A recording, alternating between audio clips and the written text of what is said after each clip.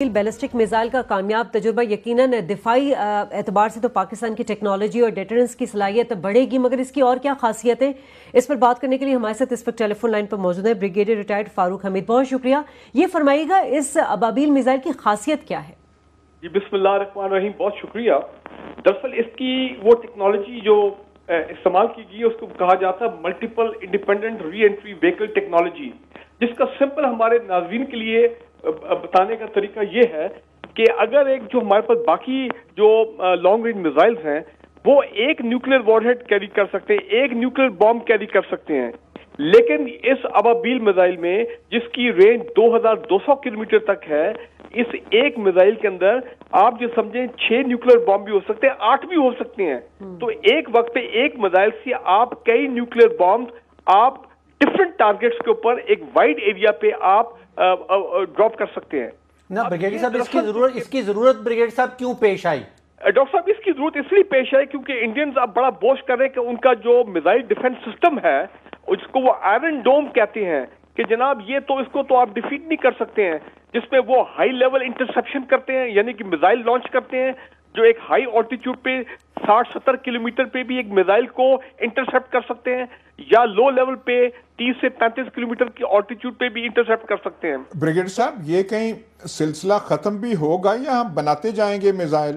آپ کہہ رہے ہیں کہ 8 یا 10 چلیں، یہ مان لیجئے کہ 12 جو ہے ہم اس کے اوپر وہ بامز لگا لیں گے، یہ کہیں ختم بھی ہونا ہے سلسلہ یا نہیں؟ اور ڈیٹرنس ہوتی کیا ہے؟ نہیں اب دیکھیں یادمیر صاحب، جو ہماری جو منیمم کریڈیبل ڈیٹرنس ہے وہ تو ہم نے اچیو کر لی ہوئی ہے، لیکن اور یہ جو ہے اور کچھ یہ ریسورسز یہ مفت میں تو آتے نہیں ہیں۔ نہیں وہ آپ کی بات درست ہے، پیسہ بہت لگتا ہے۔ دشمن کی نے کیپیبلٹی ڈیولپ کی ہے تو اس کیپیبلٹی کا ہمارے پاس بھی جو رسپانس ہونا چاہیے نا، کہ ہم یہ تو جتنا ہمارا ایفرٹ ہے وہ ضائع تو نہیں جانا چاہیے۔ اب انڈینز آر ان اسٹیٹ۔ آپ مجھے یہ بتا دیں کتنا ایٹم بام آپ کے پاس ہوں اور ڈیلیوری وہیکلز ہوں تو آپ کہیں گے ہاں بھائی ہم نے اپنا منیمم ڈیٹرنس بنا لیا ہے؟ یادمیر صاحب یہ ڈیپینڈ کرتا ہے کہ دشمن کی انٹینشنز کیا ہے، دشمن کی کیپیبلٹی کیا ہے، اس کے مطابق بھی آپ نے ڈیٹرنس کو اپنا ایک تھریش ہولڈ بنانا ہے۔ یاد رکھیں کہ آج سے 2 ہفتے پہلے ہم نے ایک بہت بڑی کامیابی حاصل کی جس کو ہم کہتے ہیں سیکنڈ اسٹرائک کیپیبلٹی، کہ اگر دشمن ہم پر پہلے حملہ کرتا ہے، نیوکلیر اٹیک کرتا ہے، تو ہم سب مرین سے انڈر دی سی ہم نیوکلیر ویپنز لانچ کر سکتے ہیں as a second strike. Brigadier صاحب کیا کہنے، میں تو اس سے مروب ہو گیا ہوں یہ چیزیں سن کے۔ مریض جاتے ہیں ہسپتال، فرشوں پہ جا کے مر جاتے ہیں، حالت یہاں پہ غربت کی اتنی ہے۔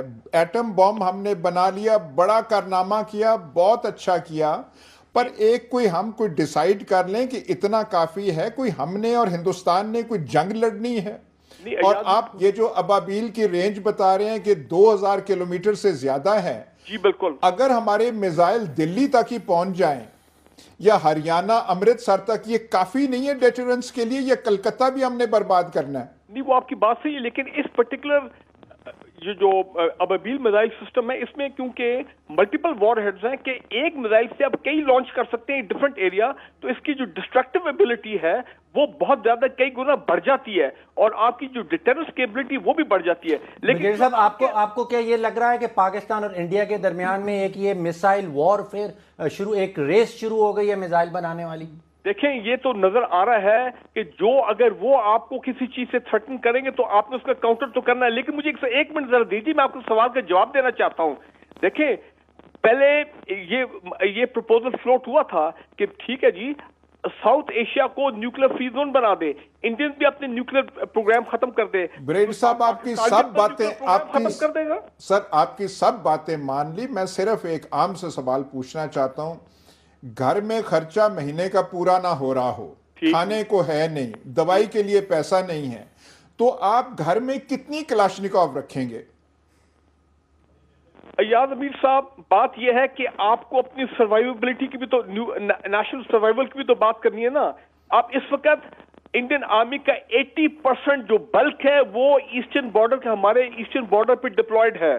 لیٹسٹ جو ان کے وہ آرمی چیف تھریٹن کر رہے ہیں آپ کو کولڈ سٹارٹ کے ساتھ، آپ کو وہ सर्जिकल स्ट्राइक से आपको थ्रेटन कर रहे हैं। कोल्ड स्टार्ट के लिए आपने देखे 70 किलोमीटर वाला मार्क करने वाला अल नस्र मिसाइल आपने डेवलप किया। तो साहब ये क्या पाकिस्तानी कौम में है कि वो कोई अल्फाज बोलते हैं हम पता नहीं डर जाते हैं और क्या क्या करते हैं? नहीं, आपकी मैं बात मानता हूँ, लेकिन कंटिंजेंसी हम थोड़ा सा एक अपना पोस्चर रखें और थोड़ा ये जो है इनकी धमकियों में ना आए। ये क्या बात है? कोई वहां का एक डिफेंस मिनिस्टर कोई बोल देता है तो यहाँ पाकिस्तान में बुखार लग जाता है। हम इतने बगैर एतमाद के गैर एतमाद है हमारी कौम में।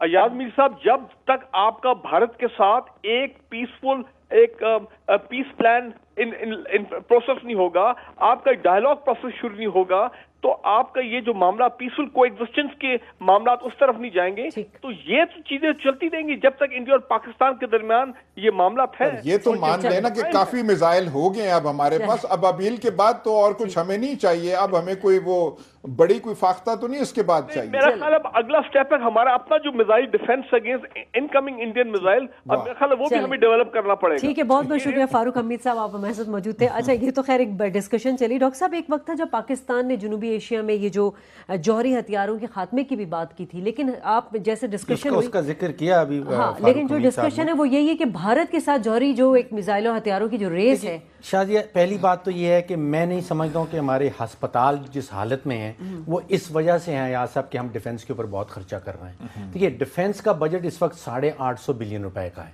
आप ये 850 बिलियन ख़त्म भी कर दें, हमारे अस्पतालों की जो सेहत है, हमारे अस्पतालों की जो हालत है वो बेहतर होने वाली नहीं है। ये हुकूमत की तरजीहात के ऊपर डिपेंड करता है। हमारा जो डिफेंस का एक्सपेंडिचर है वो सबसे बड़ा एक्सपेंडिचर नहीं है हमारे मुल्क का, इससे डबल ज्यादा हम कर्जों में दे रहे हैं। फिर पीएचडीपी आता है, ये तीसरे या चौथे नंबर पे आता है। देखिए, ये आर्गुमेंट्स जो हैं दी जाती हैं, रूस जैसा मुल्क भी इस बोझ को बर्दाश्त ना कर सका, अब वो कर रहा है, अब जो दोबारा उन्होंने कर दिया है। खित्ते में तवाज़ुन बहुत ज़रूरी है, और अगर भारत जो है वो किसी भी एतबार से बढ़तरी लेने की कोशिश कर रहा है, पाकिस्तान को उसे 2 हाथ आगे होना चाहिए, मगर अपनी आवाम की बुनियादी सहूलियात का भी ख्याल रखना चाहिए। दोनों की बातों को कंक्लूड कर दिया। बहुत शुक्रिया, अल्लाह हाफिज।